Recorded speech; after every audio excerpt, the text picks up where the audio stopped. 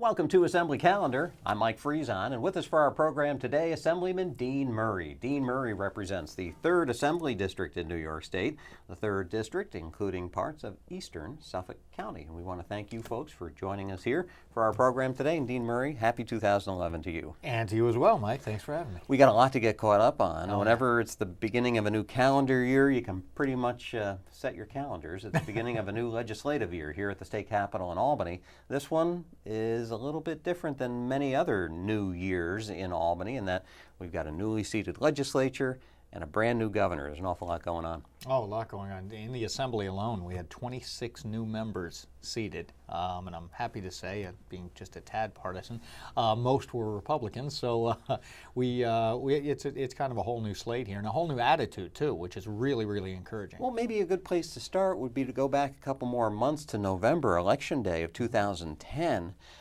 Everybody spent so much time talking about what happened nationally with the shift in voter attitude and what happened in Congress, the takeover of the House of Representatives by the Republicans. I think it's safe to say there was a little bit of a trickle down to the New York State legislature. Oh, sure, absolutely. And even on the congressional level, we picked up some seats. You know, the Republicans picked up some seats there. But in the New York State legislature, the Senate went back over to Republican. And the Assembly, I mean, we had historic gains in the Assembly as far as the number of new members on the Republican side of the aisle. I think it reflects the attitude of not necessarily Republican versus Democrat as much as time to get back to basics, time for the conservative approach. I think it was more of a conservative surge than anything else. What do they say in a lot of the 12-step type program situations, that you got to hit rock bottom before you can start climbing your way back up. Right. And the Assembly Republican Conference, out of 150 members, was at one point about a year ago down to 39 out of 150. That's being in the minority. And as you noted just a little while ago, the Assembly Republicans picked up quite a lot of seats in this past election. Right. I guess the voters, as you say, have said maybe it's time to try things a different way. You know what I think the message was we're tired of the partisanship. We're tired of Republican versus Democrat. Work together for what's best for New York. And by putting more Republicans into the Assembly, it brings a little more balance to the Assembly. And I think that's what the voters want, more so than anything else. They want balance. They want to know you're willing to reach across the aisle and work together for what's best for New York. Mm-hmm.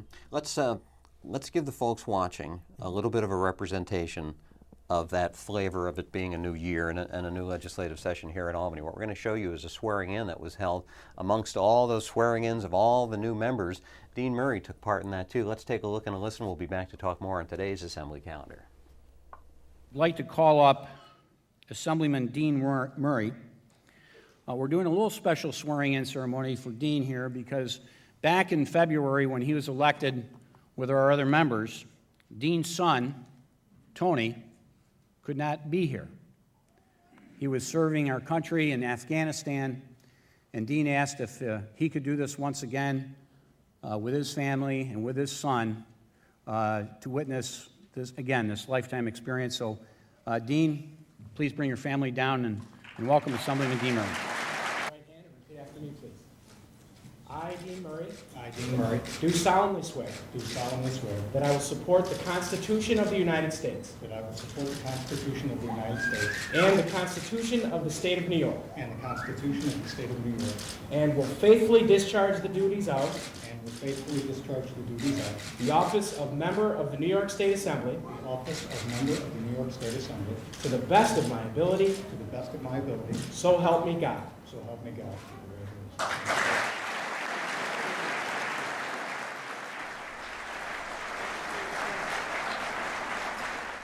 Tell us a little bit about how much it meant for you to have your son standing there with you holding the Bible. That was a special moment. As the leader said, my son was in Afghanistan when I came in during the special election last February, so he wasn't able to be there. So I really owe a debt of gratitude to Leader Kolb in setting aside a little special moment for us in the beginning. And it was also great. My parents came up. They weren't able to be here in February as well. They came all the way up from Tennessee. where they reside right now. So it was great to have them there to witness that. And as the leader said, it is a special moment. The word around is that you and your son are pretty close. Yeah, absolutely. Yeah, it was great to see him. I joke with him all the time. I said, "There's no mistaking you're my son. That means this is what you have to look forward to." So I'm sorry. And maybe he even got a little bit of what it's like to be here at the state capitol. And it's not always the most pleasurable, fun times that someone can have here, because there is oftentimes dissension and disagreements between those political parties, as we mentioned before, or just differing political or economic philosophies, if you will, about how to get things done. Let's come back to that particular point, as we were talking about the voters having the idea that maybe things should be done a little bit differently. What have you heard from the new governor, Andrew Cuomo? You listened to his State of the State message just a few days ago. Right. Again, he said the time for rhetoric is gone. It's time for results. Well, that was the rhetoric.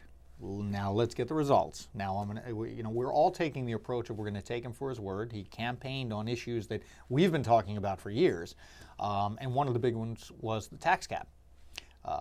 I was shocked, I think, and my colleagues as well, when the Assembly Speaker, Sheldon Silver, got up and said he would support and we have to get a tax cap through.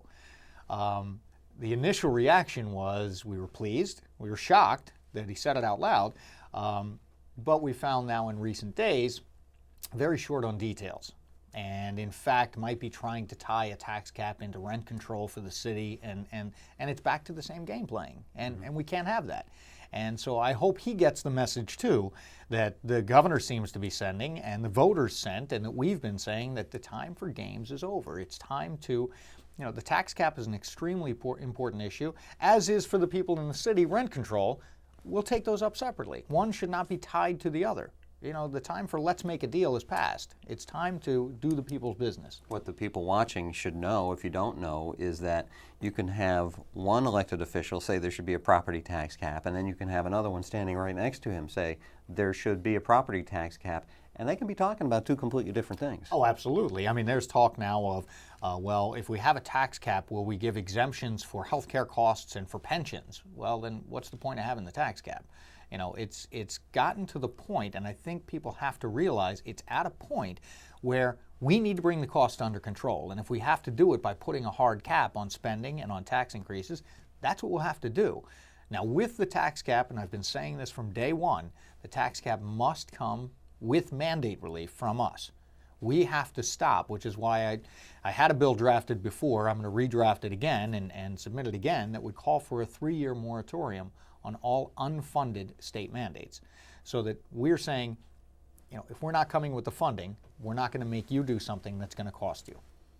The way I look at a tax cap, and you can tell me if I'm right or wrong on this, is that with a tax cap, the legislature is almost forcing itself and school districts and whoever is involved, local governments, to do the job they're supposed to be doing anyway, which is to be living within one's means. Sure. The tax cap pretty much just mandates that and says, look, you're only going to get a 2% or whatever it might be increase to spend.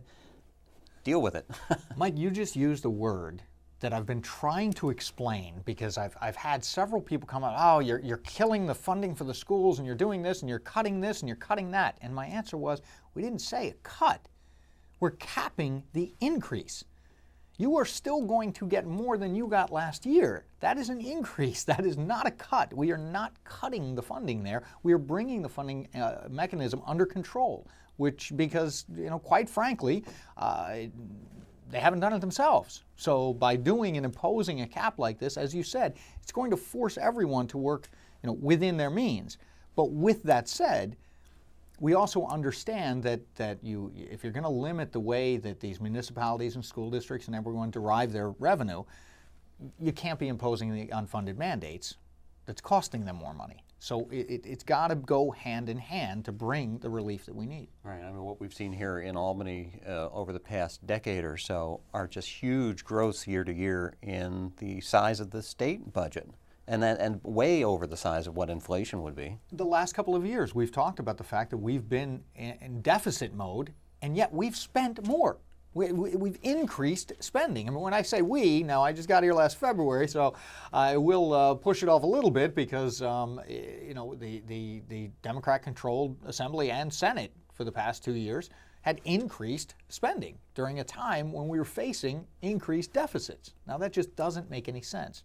So, and again, getting off the Democrat versus Republican because we have a new Democratic governor who sounds like he gets it.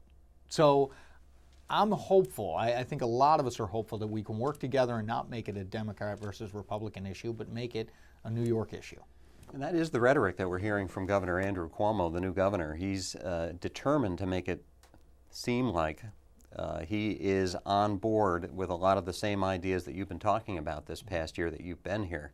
There are skeptics. There are people who are concerned because of the way his father, the policies that his father implemented as governor, the way 4 years ago Eliot Spitzer came to Albany with that same kind of tough talk rhetoric that things are going to change and we're going to make Albany, a proud place to reference again.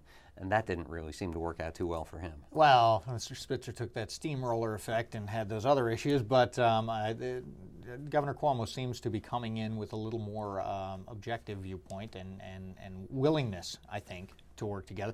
Listen, I mean, we still have differences. There are some social issues and all that we really won't see eye to eye on, but right now, the biggest crisis that is facing us is the fiscal crisis, and I think we all realize that and think that that we do have to bring things under control, and it's going to take us working together.